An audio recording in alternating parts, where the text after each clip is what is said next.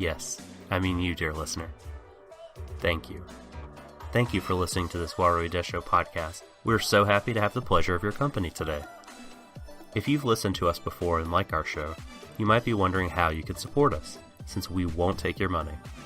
This podcast will continue to be free, but if you'd like to show your appreciation, please consider leaving us a rating and review on iTunes, as those help our discoverability. If you don't use iTunes, that's fine too. You can follow us and like and share our content on SoundCloud and Twitter. Additionally, we love getting your feedback, positive or negative.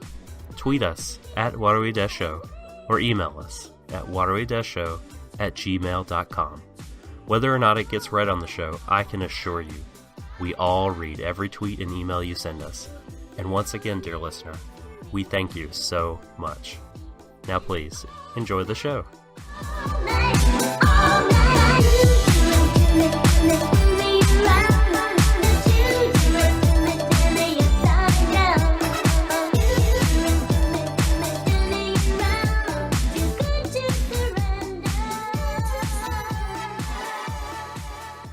Warui Deshou. So darling, darling, stand by me.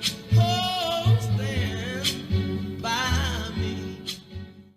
Hello everyone, and welcome back to Stream of Thought here on Warui Deshou. And we're now 3 episodes into Darling in the Franxx, so it had to be done. I mean, when you've got a name as silly as this for a show, you've got to start running with puns on it. But speaking of names, let me introduce you to the gentleman who's co-piloting this Stream of Thought podcast with me here. It's not other than you know him, I know him. It's the Subtle Doxer. Feel the power of my magic. That'll get you arrested in certain states. I'm sure of it. Don't do that. Good old Dynasty Warriors 3. I can't say I've ever played that, to be honest. There's a fantastic YouTube clip reel of all the wonderful, horrible English dub voice acting. I'll send it to you. It is a thing of beauty. Is it something I should be playing rather than watching Darling in the Franxx? Yeah. I would say yes. You'll laugh a lot more. That's true. That's true. Okay, so Darling in the Franxx episode 3. Let the French toast flow freely. It really should. I love my French toast. Give me some of that good stuff. I mean, Lord knows France needs some sort of great export apart from wine. Do you powdered sugar your French toast, or just syrup, or how do you do it? Do you fruit? I tend to be a syrup kind of guy.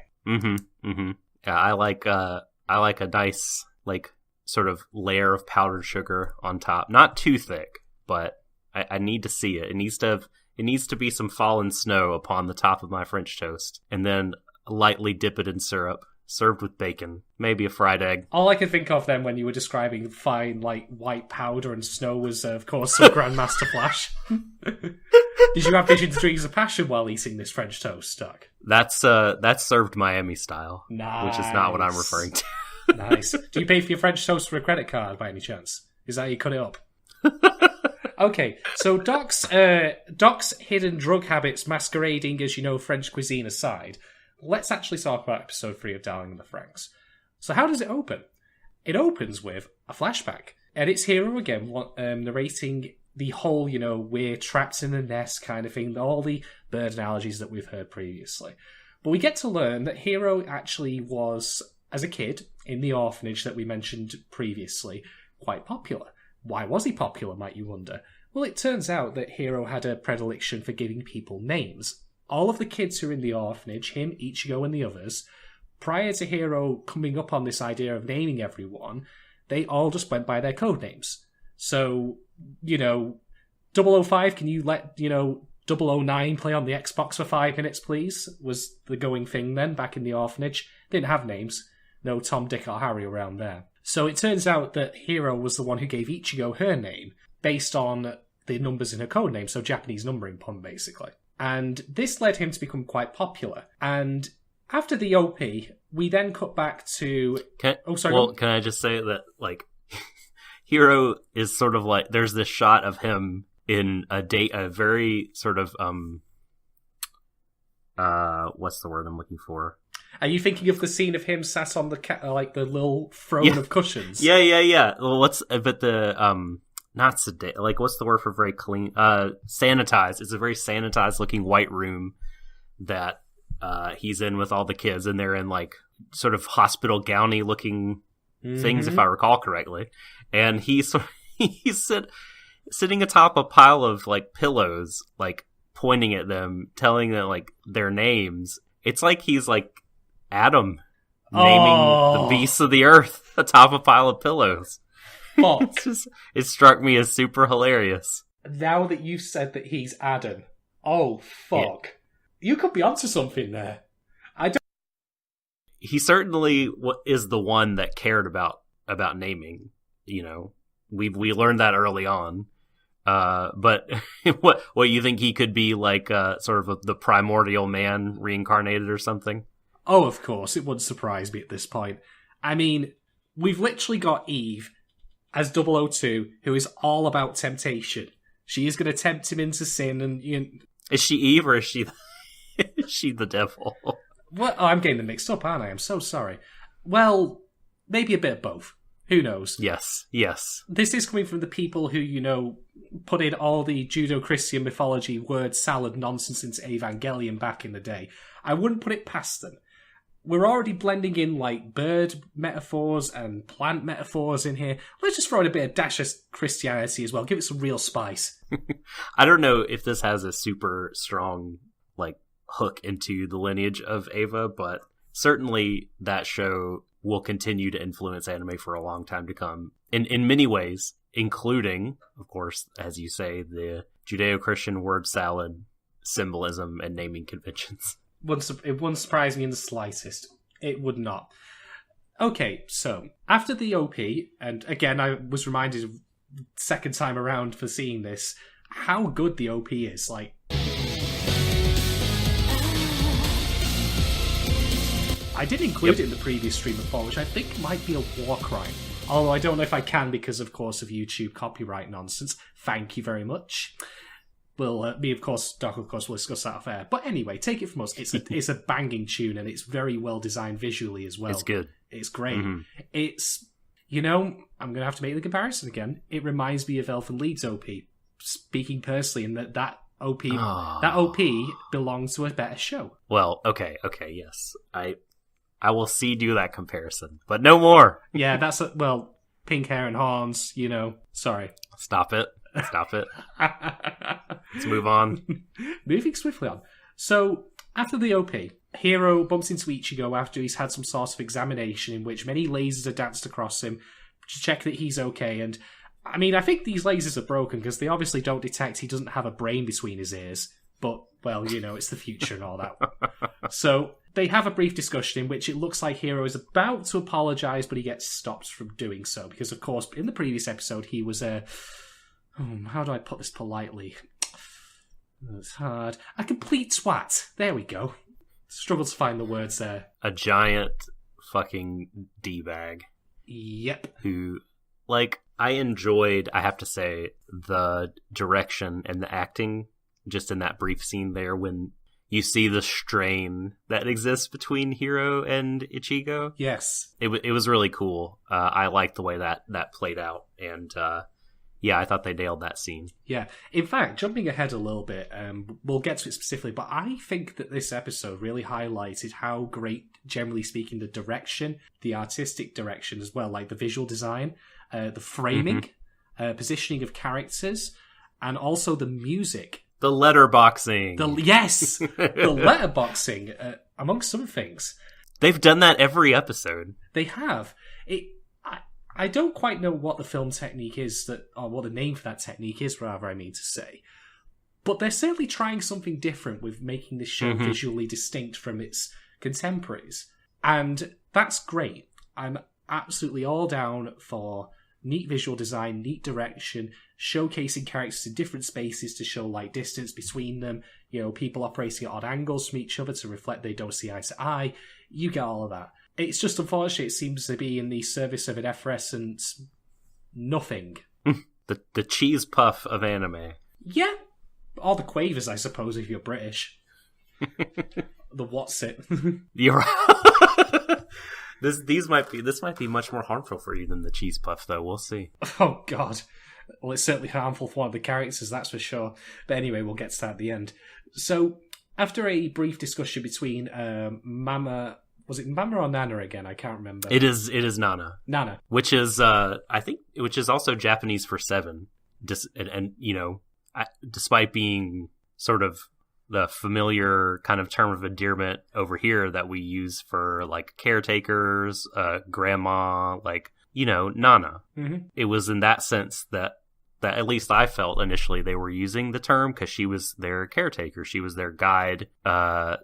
She was the caretaker of these flowers in the garden, right? Yep. But it also means 7, I think. So, weird. Rampant speculation, and now that you've said that, but would that possibly suggest maybe she was previously a pilot?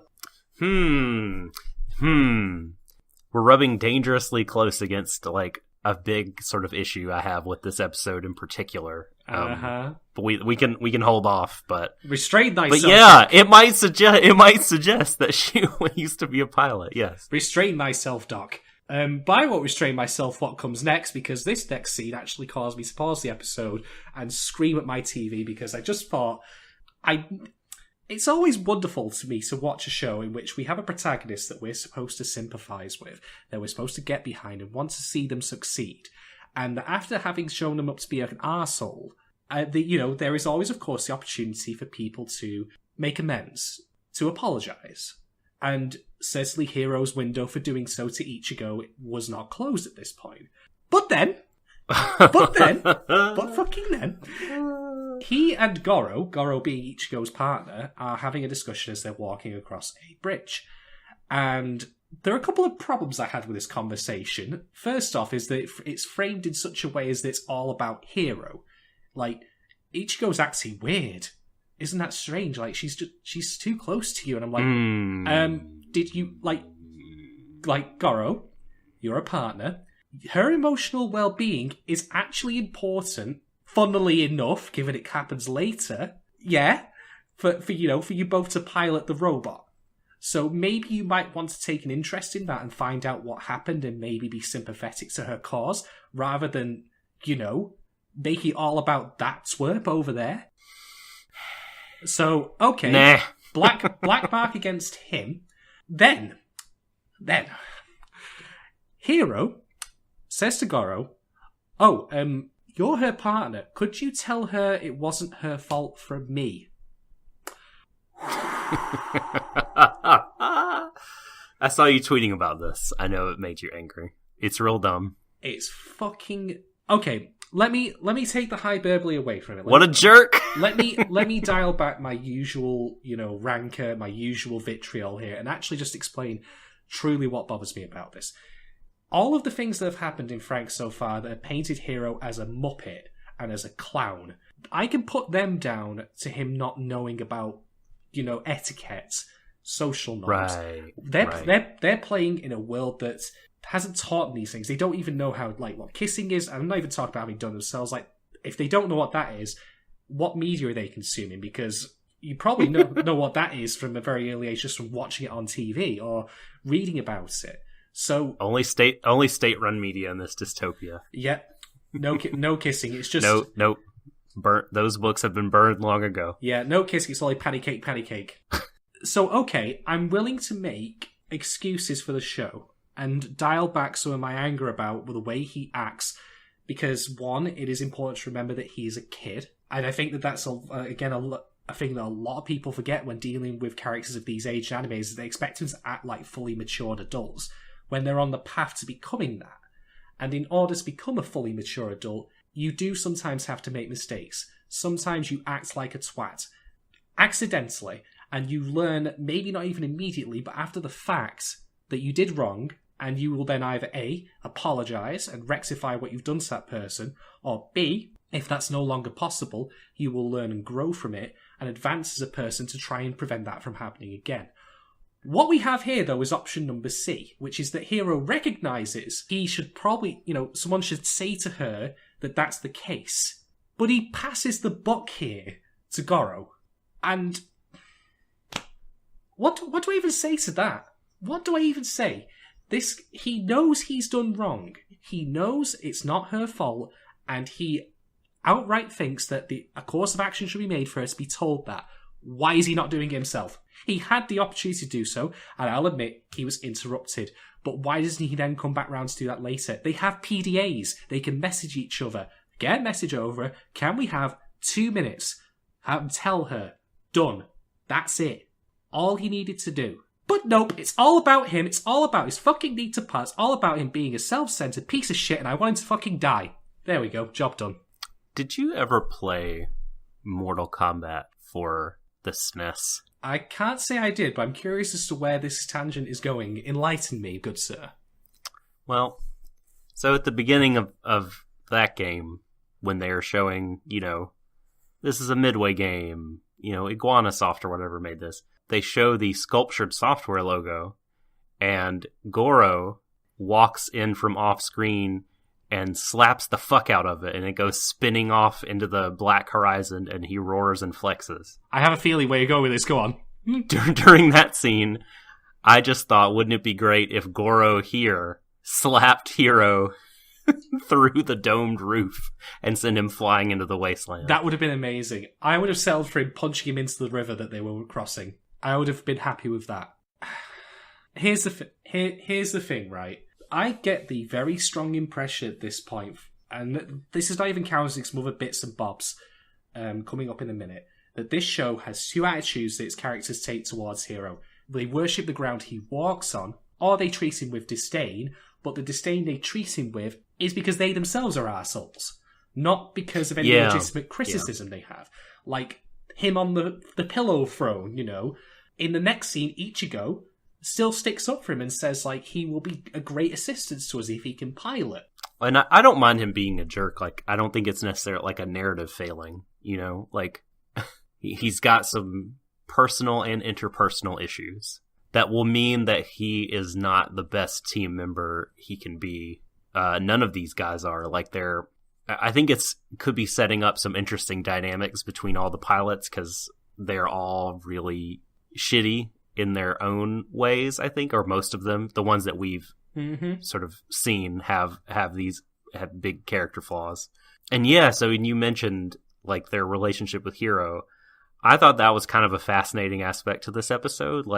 Hero as kind of a fallen savior in their eyes. When they were kids, they, and Mitsuru goes on about this, blatant, he sort of is the I'm going to stand up and say what you're all thinking sort of guy in this one, where he says we used to think he was going to save us, he was special, he would lead us to the promised land, and we've all seen him fail and fail and fail, and it's time to give up hope on that, and hopefully he'll get sent away, because I don't want my image of him tarnished anymore. I don't want to see him like this anymore, as a pale shadow of himself. And I don't know. I kind of found that whole thing mildly interesting. And as much of yes, Hero, you're being a dick by not talking things out with Ichigo. I want him to. It's just not a thing that I'm mad at the show about necessarily. Yeah. I think that maybe my grievance is more air from the fact that this is what we're being presented with, and there's not much else of substance. If I had something else to cling on to, some other character dynamic that was interesting, and we almost get that, funnily enough, with Goro and Ichigo, almost. But of course, it then has to be about Hero again, as we'll find out later. There's a little bit of Zorume and Miku. True. And also the aforementioned Mitsuru and Ikuno setting up for some real good tension later. Ooh, boy, I can't wait to see that. Rubbing my hands together out to see how those two relate to each other after he made an absolute ass clown of himself. Yeah, most of the men here are shit, aren't they? Yeah. Yeah. I got a feeling Goro... it feels like he is putting on a nice face. I've got a feeling that deep down inside he might be how do I say, there might be some darkness that we get to see. Just a hunch. Maybe he's upset about the fact that Ichigo even piloted with Hero in the first place. Who knows? Could be, yeah, totally. I mean, I actually don't disagree with anything that you're saying, to be honest. I want there to be more nuance to why he's acting this way beyond just simple selfishness. Because that's all Yeah. it comes across as to me. I mean, I get that he says, like, you know, that there's no purpose for him in this society if he can't pilot. Is that necessarily true, though? I'm not willing to necessarily take this at face value because we don't see anyone else go through that. There are no washouts that we've seen so far. They're all dead. Well, okay, there's probably that. There's probably that. This is a total guess. Like, no, you're right. You're right about that. Yeah. So all I have to root for him is the fact that he wants something and he isn't getting it. And ironically, that appropriately sums up how a lot of kids and a lot of men and a lot of people in general tend to view sex. I gain it, but I deserve it. Yeah. So, points the show, I guess? Maybe? I don't know. I'm confused now. I don't know how to feel about this show. I do have to say, it does come off as a little... And again, this could just be his character, but a little inconsistent just because he is the boy that views people as people and not just numbers. He cares about them enough to name them, right? And so... You're right, actually, yes. Like, why then does he push off a very personal sort of responsibility? But, you know, this could just be what it's like to be a teenager. You know, he might have the good core values and just fuck up and make a mistake. You know, it happens with everybody. True.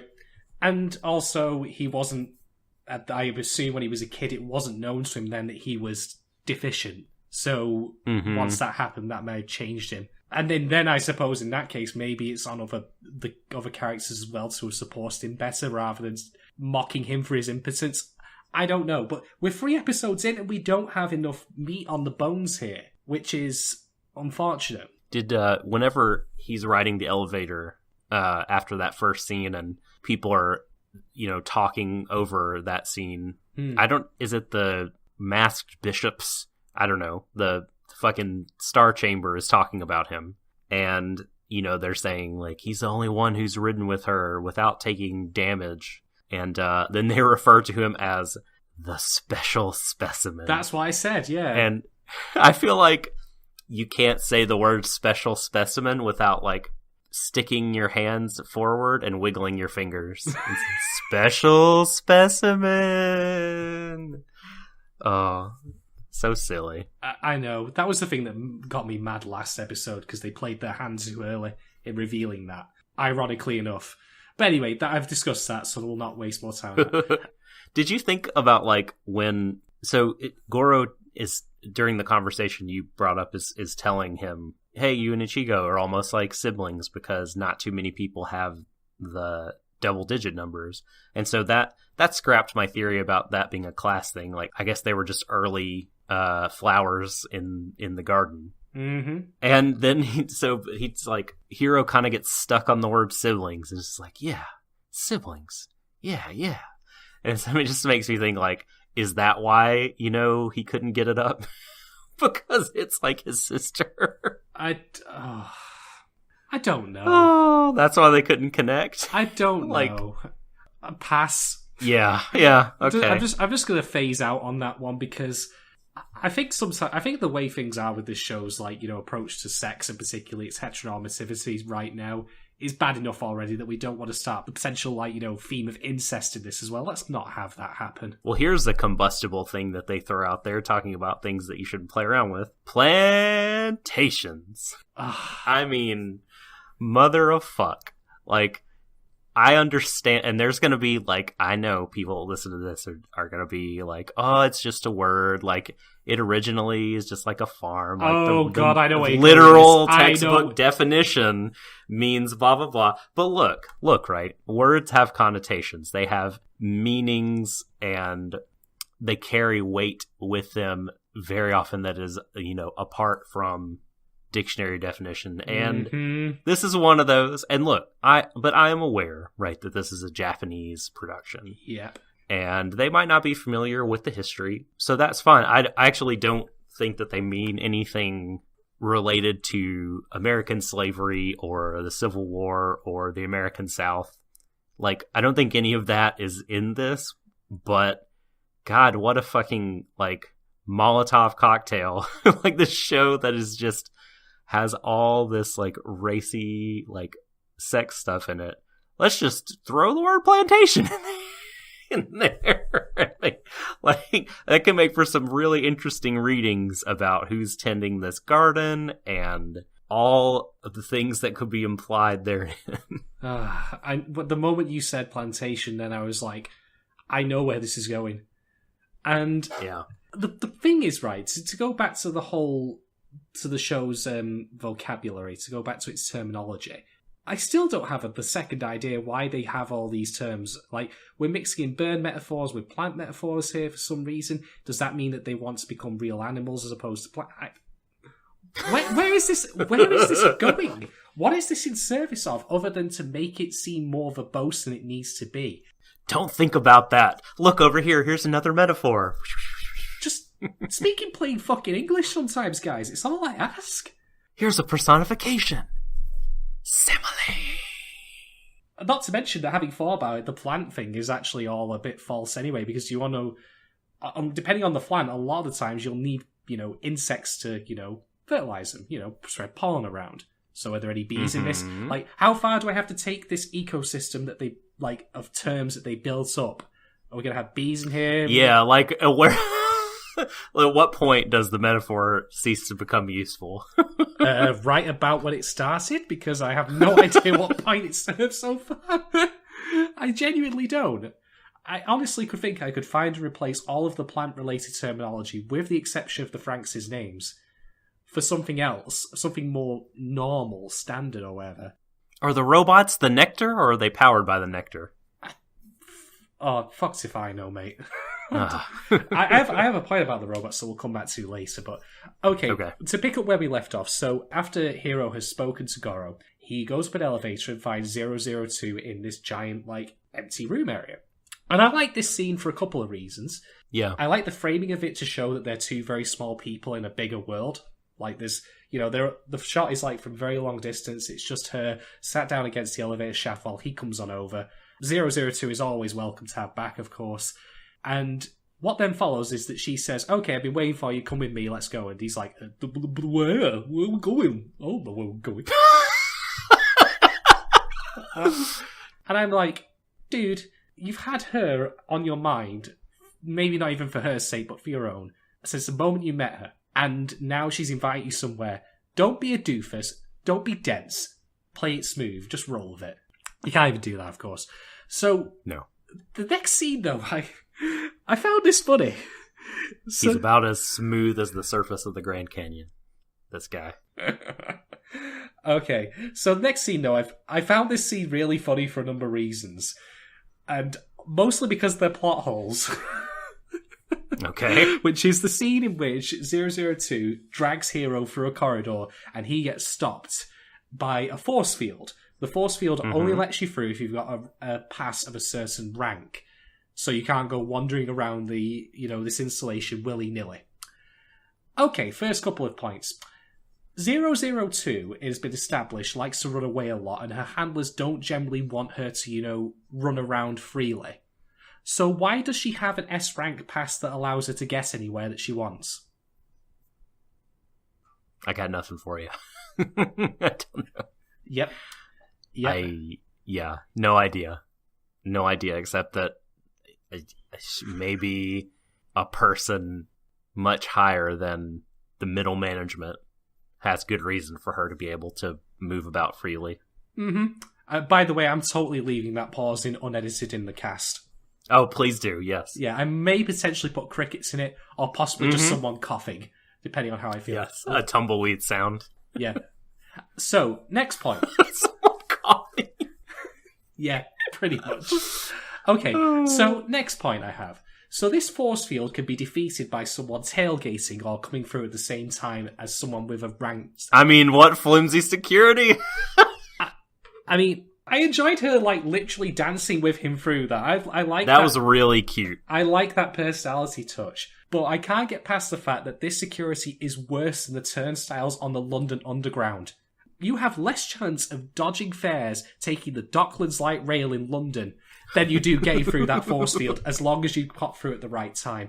A metal turnstile with about a quart, maybe costing about £200, would have stopped Hiro dead in his tracks.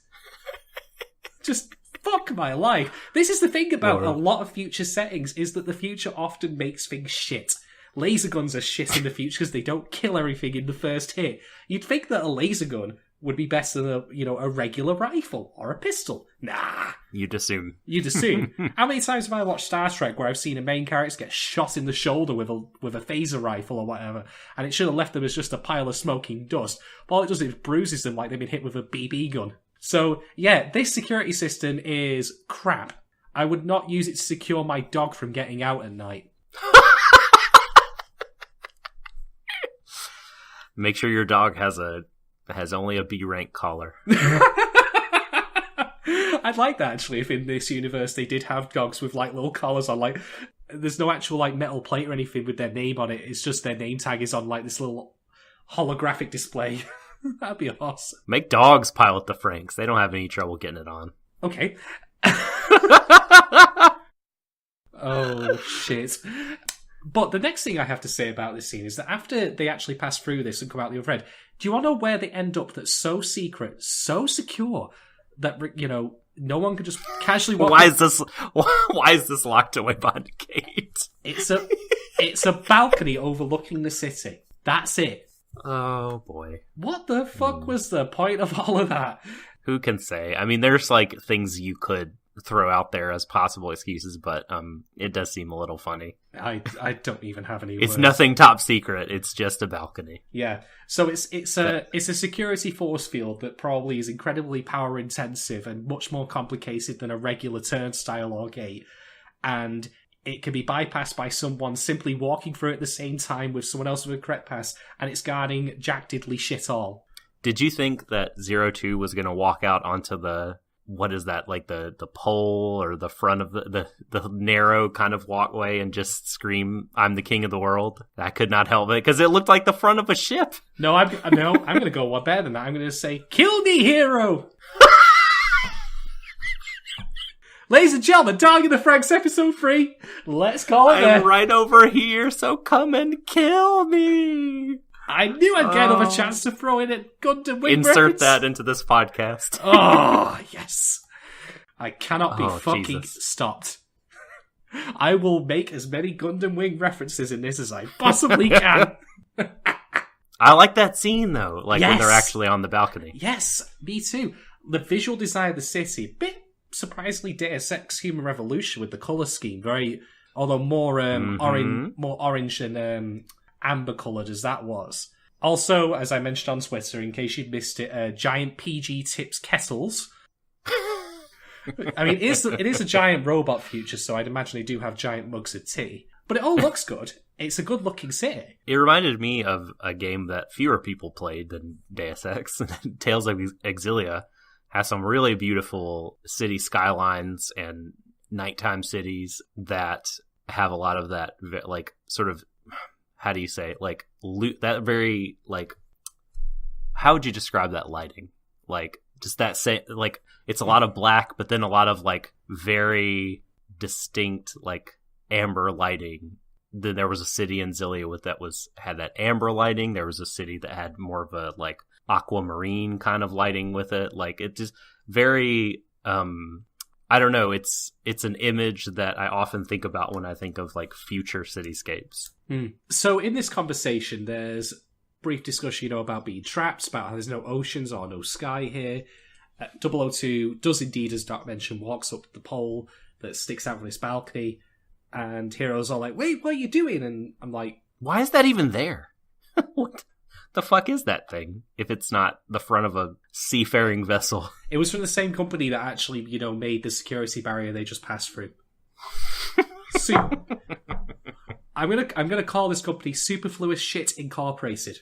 Point being, after some nice acrobatics, which for some reason reminded me of the Major from Ghost in the Shell, specifically Standalone Complex, 002 actually says to Hero, like, "I'll take you away from here if you want." But then she says, "Just kidding," at the end. So, okay, never mind, just kidding. You're stuck here. Tough shit. Well, that was a get out of jail free card for her. She really means it.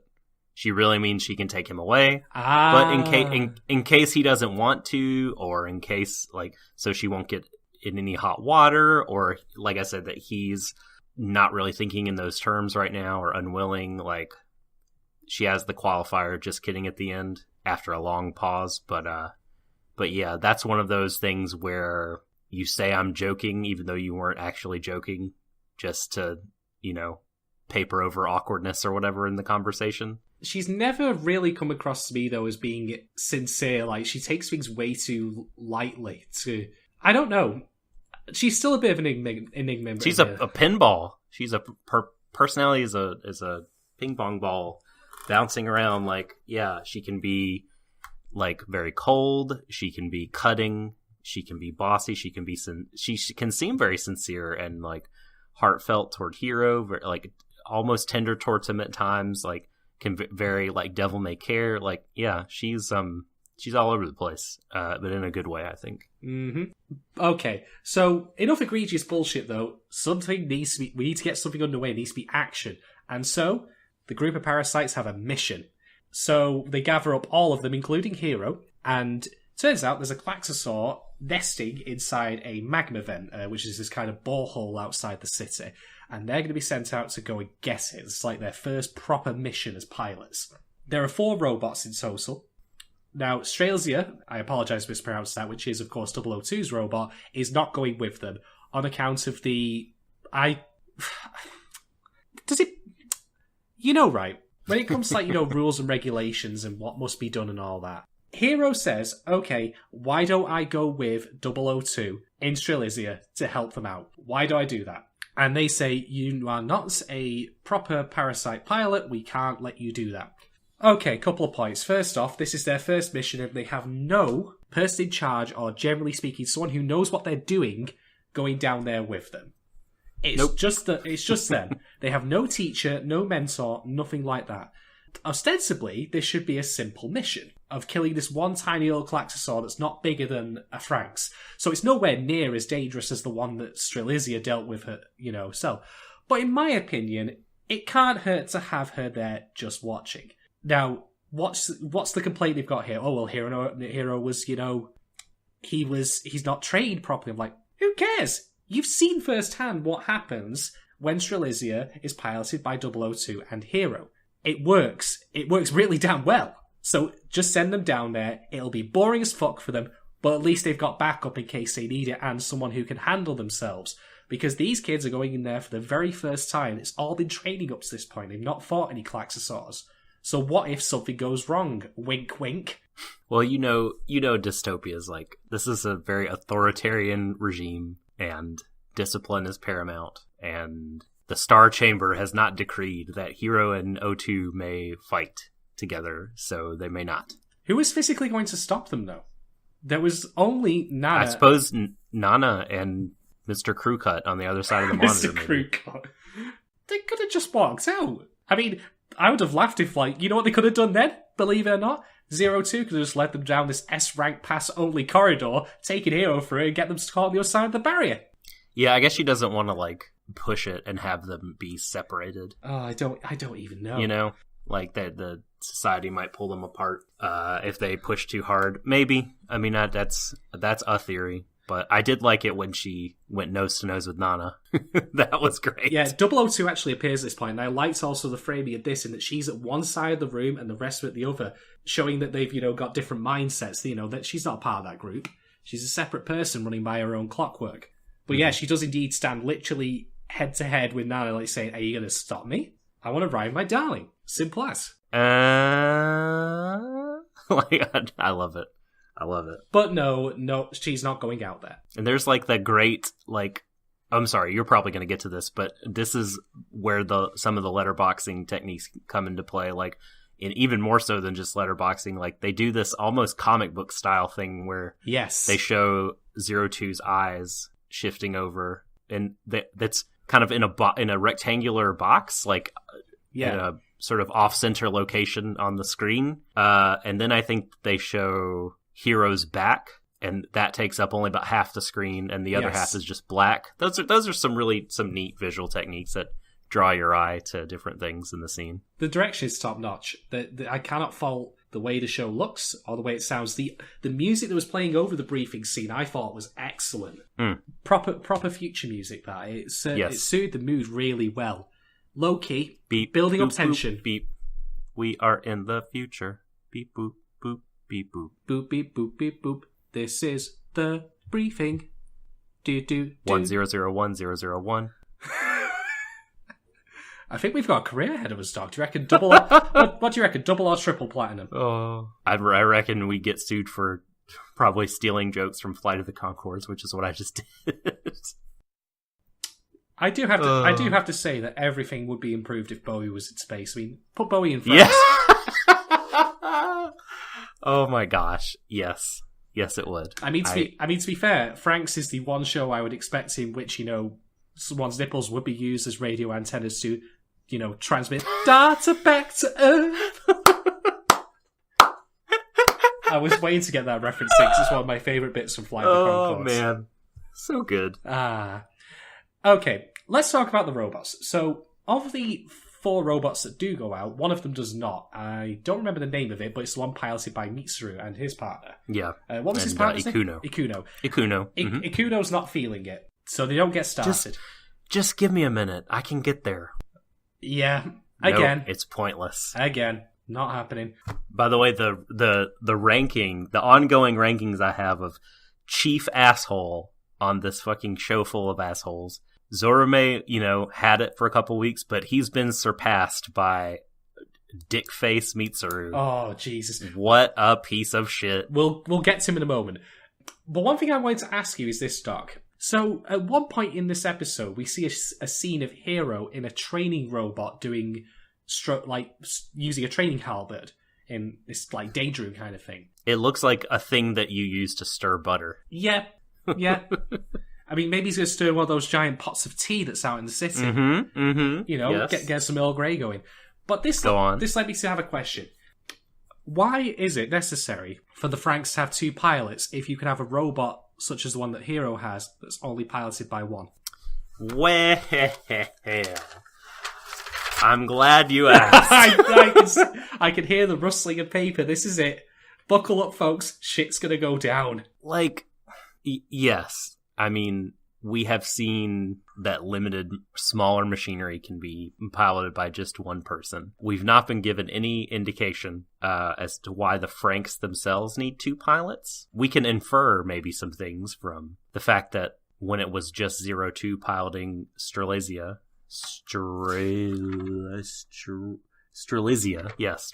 It was feral until Hero onboarded and became humanoid. But whatever. We're inferring a lot. That is a mystery. Do you want to know my biggest mystery, though? The thing that after this episode, was like, wait a minute. Why the fuck is this happening? Do you want to know? Lay it on me, Doc. All right. Why aren't adults piloting robots? Why fucking kids? Right? So this is a blind spot, I feel like, that we as anime fans have. I feel like they can serve us a show of kids piloting robots, and we just kind of... And I didn't either. I just didn't question it for a while, but I was thinking in this episode, there's usually some kind of in-universe reason as to why. There was with Ava. There was with Ava, there was with Diebuster, frontal lobe development and all that. Ava, the plugs, and what's in those plugs and the relationship to the kids. But there's absolutely, we've been given no reason why the Stamens and Pistols have to be teenagers. None. Or boy and girl. No, absolutely, yes. We totally have been down that road, but that's still, yes, a thing. But, I feel like there's the out-of-universe reason is because this shit sells, right? This is anime, the demographics and all that. But why in universe does it have to be kids? Wasn't 002's original pilot an adult? The guy that she was with who died in the first episode? He still didn't look like a kid. Yeah. No, he did not. Gosh, that's right. But she's like a fucking anomaly. She's off the board, you know what I mean? Who knows? Yeah, maybe it will be explained later. Or like you said, on other plantations, adults are doing it you know. Oh, sure they are. But yeah, but like this mission seemed so dangerous, even though it was like a small thing, right? They kind of couched it as like this will be like training for bigger Klaxosaurs. Like their lives were on the line, and they're just a bunch of fucking kids, and there's no reason why the kids are out there doing that. But maybe we're not supposed to think too hard about it. Well, let me offer a thought for you there. 002 has a line of dialogue in which he says, all of this plantation's defenders will be killed again. So, you remember how I said in episode 1 I was a bit... Oh, you're right. I was a bit surprised, like, about how there was no one else ready to, like, defend the city? Ah, yeah. There literally is not, which is staggering. You have no contingency. They can't afford to, like, send over any other seasoned troops. They're stretched thin. I mean, let's take this whole thing with, you know, the Franxx being a metaphor for sex to its logical conclusion. What if the kids had not hit puberty yet and that meant they couldn't start the robots and they had no one else? What were they going to do then? Oh, that's interesting. But what about Nana? What about Mr. Crewcut? Stick them in the Franxx. This is the thing, like, we don't have explanations for half the shit we should at least have hints about. I mean, you know what's funny, right? I started playing Iconoclasts yesterday. Woohoo! And you, of course, have got to have been past the underwater rebel base, mm-hmm. where we learn about their religion, you know, procreation, the gift of life and all that. Mm-hmm. Why couldn't that have been something like that here? I wouldn't have even needed it to be a literal reason for why they do it. Make it a religious reason. Make it a ritualistic thing. This is the bonding of man and woman because there are so few of us left, and it's only truly in living that we can prevent death. I don't fucking know. Give us something.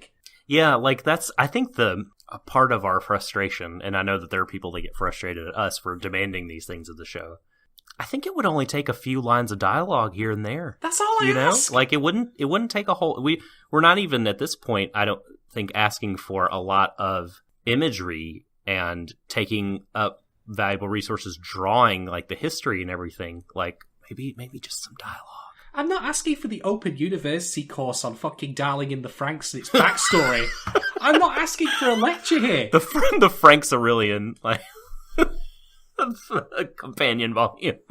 I'm doing a podcast on this. I'm not submitting my fucking thesis here, but I do want something. And I'll tell you what, right? To people who are like saying, well, what did you expect? Or, you know, we're expecting too much from it. I'm not asking for anything more than the bare minimum here that I would expect from any show, and shows that I've seen Trigger do before. Like Kill la Kill. Within 3 episodes, I knew exactly what was going on. Ryuko wants to get revenge for her dad, and she's going to kill the fuck out of Satsuki to do it, but in order to do so, she's got to get past her cronies first. That was established in the first episode. I had a concrete character motivation. I was behind her all the way. I don't have a fucking clue what's going on here.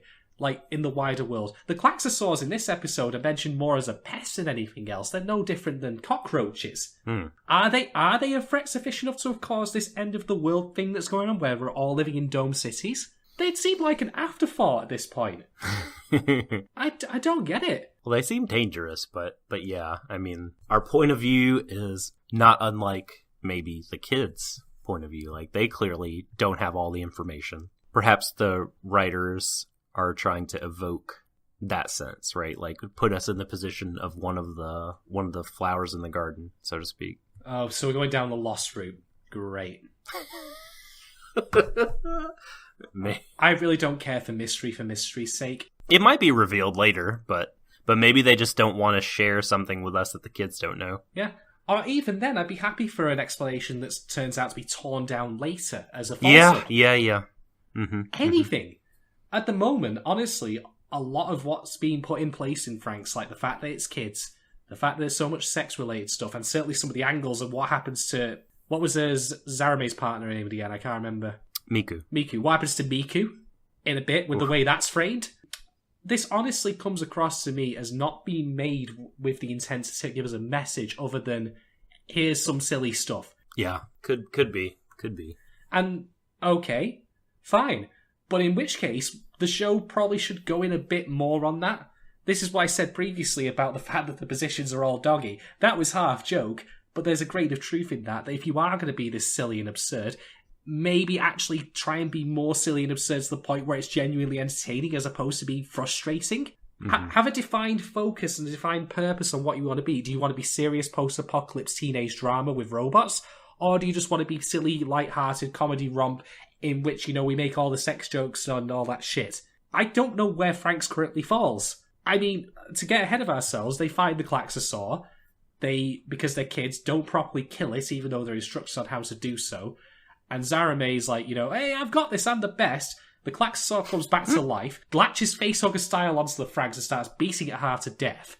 And this causes Miku's controls to short out, and she basically has an orgasm. That's what it came across as to me. Is that what happened? I wasn't. It really looked like that to me. I mean, you got electricity going over, and she freaks out. It's like, ah! I'm just like, what the fuck is going on? Never mind that if passed out. Never mind that it's also great to see that particular Franxx was programmed with a glass jaw. That's all that was needed to knock it out of commission. Oh, yeah. Oh, great.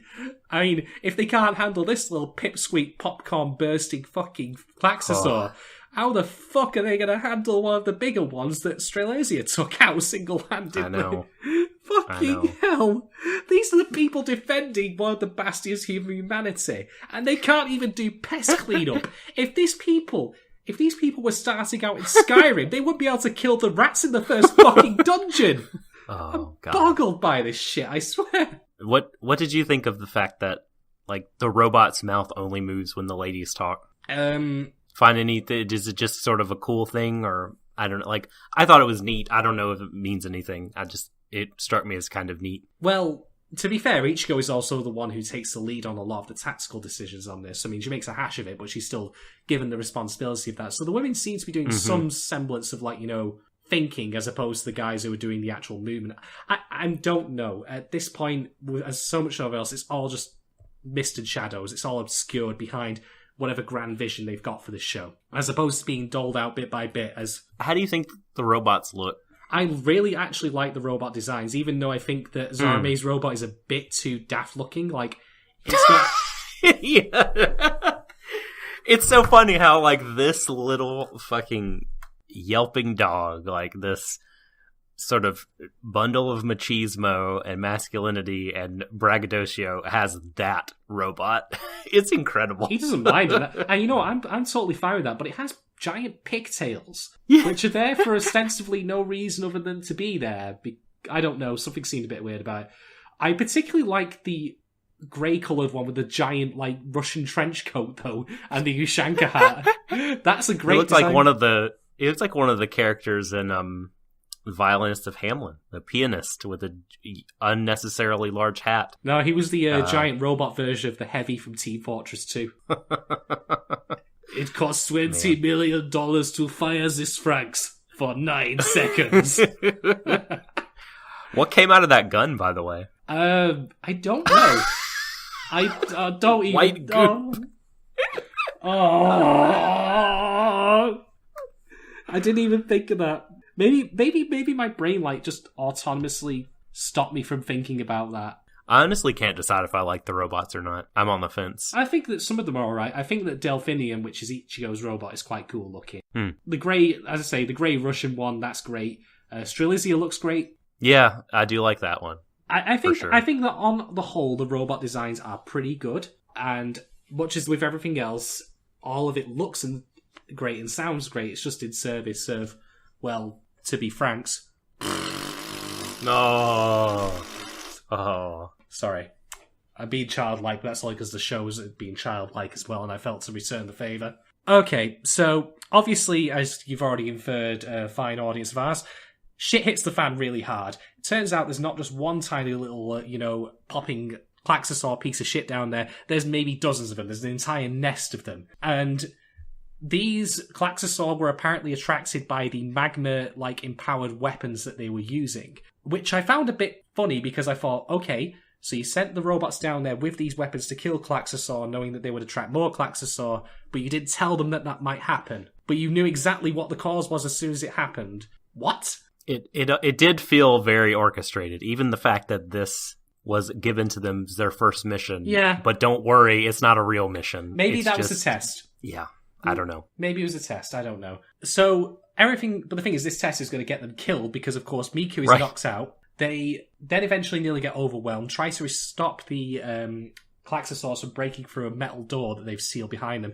But Ichigo at this point has momentary thoughts of Hero and how things have gone wrong, and she starts doubting herself. Because she learns that Strelizia is coming, Yep. and she thinks it's Hero, but it's not. It is not, no. It's Mitsuru, Yeah. that piece of garbage. Yeah. Poor Ikuno, can I just say that she seems like, you know, a very nice, like, down-to-earth, straightforward young lady. Seems totally cool. But man, this fucker, just like when they are not connecting, and he's like, hey, maybe we have compatibility problems.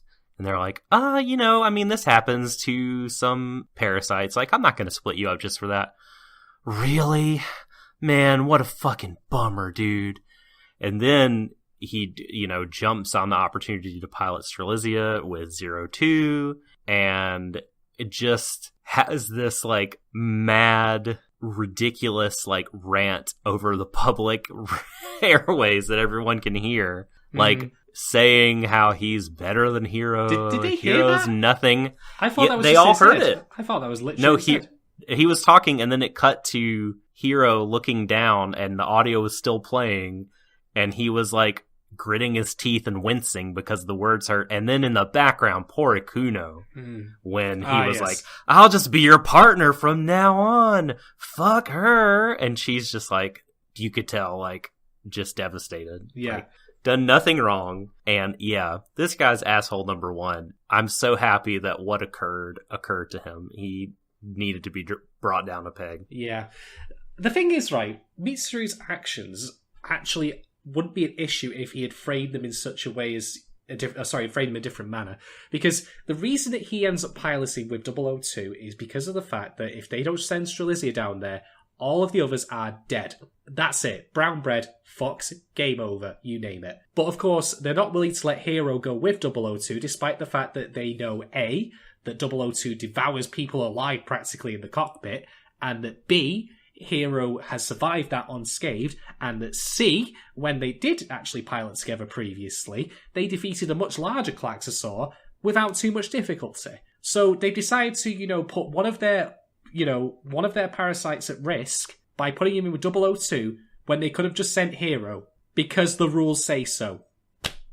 I mean, now, because what happens is, as you all probably have guessed, Strelizia goes down, kills all the fucking Klaxosaurs without much difficulty, but then, because Mitsuru's like boasting and chest bumping, like, I'm the fucking best me, I'm bound this robot, and I'm gonna be Ben Hero, and like, 002, of course, says, oh, cool, I can go all out then if you're up for it, and he's like, wait, what? And well... Because he's like, while he's saying this, like, sweating, and you can tell he's like, it's really intense for him, he's having to put everything into it, and it turns out, like, this is just a teensy-weensy, itty-bitty bit of 02's, you know, full effort. She hasn't started to cut loose at all. Yep, and so she does. Just to speak briefly about the direction, by the way, we still do not get a proper look into the cockpit or the way things are arrayed of Strelizia, which, again, I really like. Yeah. They're keeping that close to the chest. We don't see what 002's like. Is she laid out similarly to, you know... I'm going to guess no. I'm guessing no. I'm going to guess she's the one in the dominant position. Yeah. And the boy is on all fours. That's my guess. Or maybe she's straddling him. Maybe when we see him, maybe when we see him, he's actually lying on his back. Who knows? But I like that. So when they eventually bring Strelizia out, because they have to forcibly shut Strelizia down from a distance, 002 comes out of the cockpit, waves at Hero, and he somehow, through, I don't know, black magic, manages to see all the way up from there to inside the cockpit. Black magic! Here's another point where you could insert, feel the power of my magic. Yeah. But he manages to somehow see all the way up to Strelizia's cockpit and inside of it at an angle that's utterly impossible. And Mitsuru is barely alive. He's covered in bruises, drool, blood.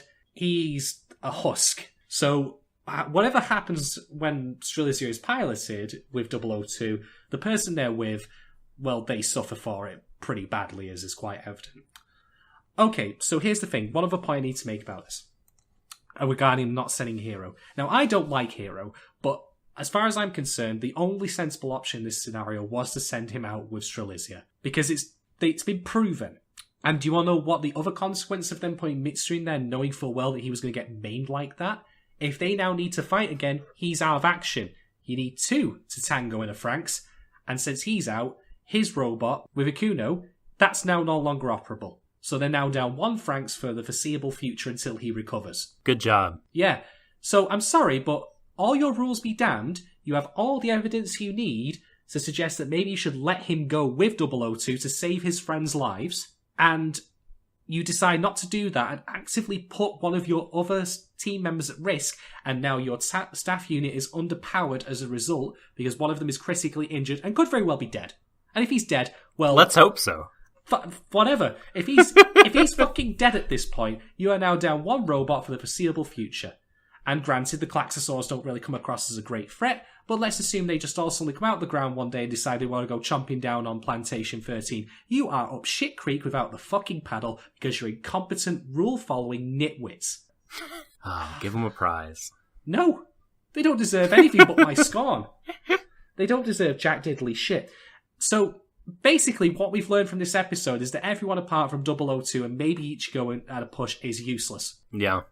Yeah, I grant you that. What a fucking great third episode. I mean, we've said before numerous times, and this is a thing that goes around in anime circles, you give a show the 3 episode, cut-off point. We're still going to keep going because I want to see how this farthest rabbit hole goes. I'm now, full-on primed, to sharpen my knives and go full Gordon Ramsay on this piece of shit. But, and I'm going to enjoy every minute of it. I'll have a good laugh doing it. But to come to the end of this episode, I have to say that with what we've been given so far, it's not nearly cheesy or silly or campy or sexy enough to be interested in that side of things. It still takes itself a bit too seriously to be treated as that kind of thing, where you can take it as a fun ride. And on the opposite end of the scale, we don't get nearly enough little nuggets of information to make us understand why the way things are as they are. That has not changed one iota since last episode. The characters, I'm not as against Mitsuru's actions as I am Hero's, because Mitsuru, I think, is trapped in that, competitive boy attitude. Like I said before, kids have to sometimes make mistakes to learn from them, and maybe this will change him when he recovers. But Hero, he recognised that maybe someone should apologise to, Ichigo or make her feel better, but he's not going to do it himself because he's too fucking up his own arse to do it. So, most of the characters are useless. It's awkward. I don't want to do it. Well, it's like I said on Twitter, no wonder he's so shit at Darling In The Franxx, because he clearly has no fucking balls. Touché. So, most of the characters are wasters. The adults in charge seem so fucking stuck to the rules that they can't recognise what's immediately in front of them, and now if they ever played XCOM, they wouldn't get past the fucking first tier. XCOM, Franxx edition. Franxcom. Jesus Christ. Yes. So yeah, none of the characters are likeable with the exception of 002 and maybe a push Ichigo. But the show's not about Ichigo. It is about 002, but all she's really doing at the moment is being in the 002 show. I don't know what her character motivation is. What, she wants to be free, but what steps is she taking towards that? What does she mean by that? Does she mean to get away from her handlers permanently? I don't have a fucking clue.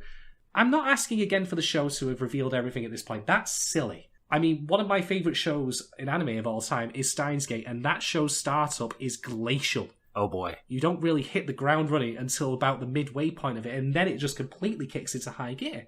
And, I'll be fair, maybe Franxx will do the same. But I'm just saying that for shows like this, we have previously had much more information by now on what's going on. Macross Frontier, I knew what the character relationships were. I knew what Alto wanted, I knew what Shero wanted, I knew what Ranker wanted. I wanted to see them succeed. I knew what the threat was. I saw the threat be actually threatening to the common person. There were people fucking dying there, and they took time to show us that there were consequences to these attacks, and why the way things were they were. I can think back to Kill la Kill, and I can immediately think, I knew by episode 3 exactly what Ryuko's motivation was and why I should care about it, and it didn't stop me from carrying that on even as things changed. Or I can think back to Ava, even though I don't, from memory, really like Ava that much, and again, I'm going to give it a rewatch to see if my mindset on that has changed. I at least understood here's a threat, we've got to deal with it now, this is what's necessary for us to deal with it, and I could see it affecting ordinary people. I don't feel any tension with this going on. Like, when they said the Klaxosaurs were down there, I honestly thought, like, this was just cleanup. It's going down to the sewers to go whack a couple of rats, it's just, unfortunately, were more than they expected. I don't fucking know. I'm genuinely confused as to what the hook is meant to be in this show right now. What's the thing that is meant to keep people watching? If you say 002, that's the best answer you're probably going to be able to give me, but Yep. I'm terribly sorry to say that is not enough. She's a fine character. She's great. I think she's easily the best part of the show, and I wish that she wasn't, firstly tied up with this fucking useless waste of oxygen that Hero is. Mm-hmm. Because, you know what's funny? I would laugh my arse off if it turns out that Hero actually does no piloting of any sort when in Strelitzia. He's just like... That would be he's a blood bank. something. He's a blood bank. Did you like when her demeanor kind of turned quickly when she asked him if he had a problem with her riding with someone else? Yeah, I don't know what their relationship is meant to be, though. We've not had nearly enough time to develop that. Do they have any common interests? Have they talked in any way that's got to do with anything apart from the notion of freedom or piloting the Franxx, which are a bit intertwined? No, their connection is a lot more like Physical, physical and robotical, mental as well, but not like a built kind of relationship. I don't think you could rightly say they have much of a relationship. They just have an attraction and perhaps infatuation with one another. It's very strong, but yeah, I mean they are slowly going to build it up. We got some of that this episode at least, which I was appreciative of. Yeah, that's true. There were little bits, like you say. I just wish that the other half of this little Perry wasn't such a fucking twerp. Okay, I'll dial that back a bit. And I'll be fair. I'll say at least that Hero was willing to let someone else pilot with 002 to save his friends when he was outright refused. I wish they'd been more stern in conveying that he couldn't do it. I'm still not convinced that 002 literally couldn't have just taken him and gone out and piloted the robot as, with him. I mean, she's got the pass. She can go where she wants. Take him, go, off. What are they going to do? That was a noble thing for him to do. And it gave the opportunity for Mitsuru to establish his shittiness. It's like, don't regret the goody two-shoes act later. Ha ha ha. Just wanted to strangle him. I'll be fair and say that there is a grain of truth to Mitsuru's words there, in that Hero is going to regret that later, but he's going to regret it for selfish reasons. And he's going to have to deal with that. Yeah. No, you're totally right. You're totally right. It's just shut the fuck up and do your job, Mitsuru. Yeah. And Mitsuru could indeed have come across differently about this. Like, he could have literally said to his partner, I'm only doing this because it's necessary. Yeah, exactly. No, he's got to be like the human embodiment of that Gotink's walking animation from Dragon Ball Fighters. You know what's funny though? I didn't really know next to nothing about Mitsuru before this. His words and actions would have actually fit a lot better if it was Zorome doing it instead. Well, Zorome is just not very calculating. Like, he's very brash, like, I'm better than you, like, I'm king of the world, whatever. That's the way Mitsuru phrases it, though. I'm better than Hero. So it's the same thing. Yeah, well, I guess, but he's just a lot more calculating. I feel like the way that you see him in other episodes, but, like, yeah, up to this point, he hasn't, like, put himself out there very much. But yeah, I think he just is meant to be a more rational, cold, I keep using the word calculating over and over, but like that's just the sense I got from him, where he kind of made his proclamation mid-episode about giving up on Hero and then like jump ship as soon as he saw the opportunity to better his own situation. Yeah, it didn't necessarily feel like a move Zorome would make. All right, fair enough. Now about being better than Hero, like, yes, absolutely. Like, I can totally see Zorome said as much, but I don't think Zorome, where I think we're meant to think is sort of boastful, believes in himself to a fault, but he's not someone who would abandon his partner. Yeah. And so this is where, like, I think you're right. The characters are a little distinct. True. They do look alike, though. They look like they might be brothers. So, in the end, I'm about the same as where I left off at the end of episode 2. I have nothing really new to add. The show is, if nothing else, consistent. And I'm hoping I'm praying to whatever deity will listen that it will improve, or rather that it's doing all this deliberately as a prelude to a fall, perhaps. Maybe something really bad happens that makes them change, forces them to change. Maybe they grow and mature as people. Because I, again, have to keep dialing back every time I get angry the way these people act, with the exception of Hero's self-recognised, this is what I should do, but fuck that noise moment. I keep having to remember that these are kids, and kids should be allowed to make mistakes in narrative. They're not fully formed adults. Hell, most fully formed adults in narratives, and in general, still make mistakes and learn from them. It's part of what makes a good narrative, that people can be allowed to stumble, but they will right themselves and realise why they've stumbled in the first place. So, with Mitsuru getting his just desserts by having 002 basically, drink him dry, for lack of a better term, I am actually okay with that happening, because, not just because, well, he fucking deserved it, but also because maybe he will learn from this. Maybe he'll have a proper heart-to-heart with people when he's done. And maybe Hero will change as well. Now he's going to have, a bit more awareness around 002. Maybe he'll eventually, hopefully, apologise to Ichigo before the window on that closes and it's too fucking late. Who knows? There's still a chance for things to change, or rather, this is intended all along and it will develop from there. That's what I'm hoping for. But in the end, to conclude, I am going to give this show, or rather this episode so far, 2 out of 5 S rank passes. Okay. Franxx calm, enemy within. Just had to say it. So, how do I feel about this episode?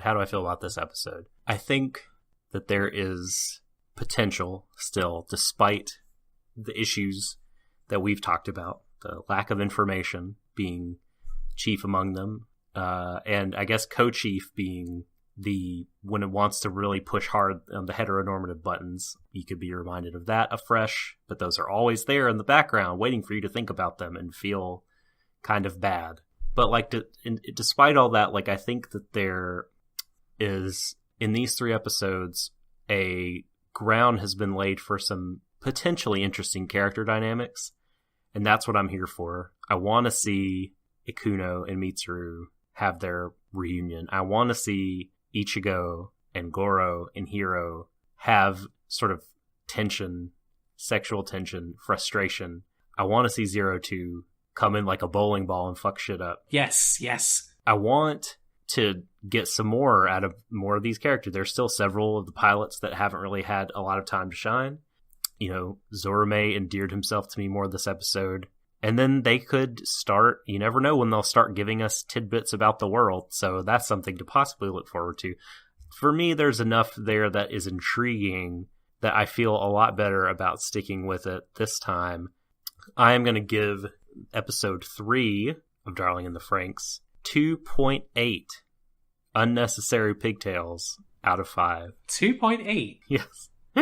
Am I missing something? Because that's awfully specific. Well, it's better than average, but I just don't know that I can bring myself to give it a 3. I see. I'm with you. So, we have mentioned before that if Franxx really goes off the rails, we will can it, so to speak. But that's not happening. We will be back next week, folks. We're going to return. We're going to talk about episode 4. I will probably find something else to have a right good chuckle at the show's expense, don't you worry. I mean, I don't get paid for it, but it is my job. So there we go. But before then, we must always, of course, sign off, and to which I will pass the mic to Doc. Doc, on this strange, weird plane of digital existence known as the internet, where can people look you up? Well, if you're brave enough to venture into Twitter, you can find me at The Subtle Doctor on Twitter. Please hit me up to talk about the Franxx or other animes and the like. You can also ask me a question at curiouscat.me/thesubtledoctor if you want to ask a question or receive a reply potentially longer than 280 characters. Nice. As for me, you can find me on Twitter at Shaden1010.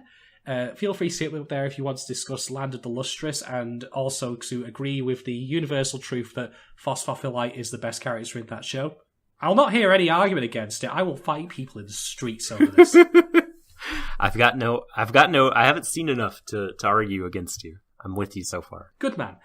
It's for your benefit as much as it is for mine. But also, I will be on curiouscat.me/Shaden, so again, feel free to drop me some hot fire questions there. Again, feel free to ask me who my favourite Land of the Lustrous character is and why is it Phosphophilite. And I'll say, because it's Phosphophilite, motherfuckers. Cinnabon, though. Cinnabon's pretty good. They're all great, but that's a different podcast for a different time. So, with that, ladies... Cinnabar, I mean. Not actually Cinnabon. That was meant to be a joke.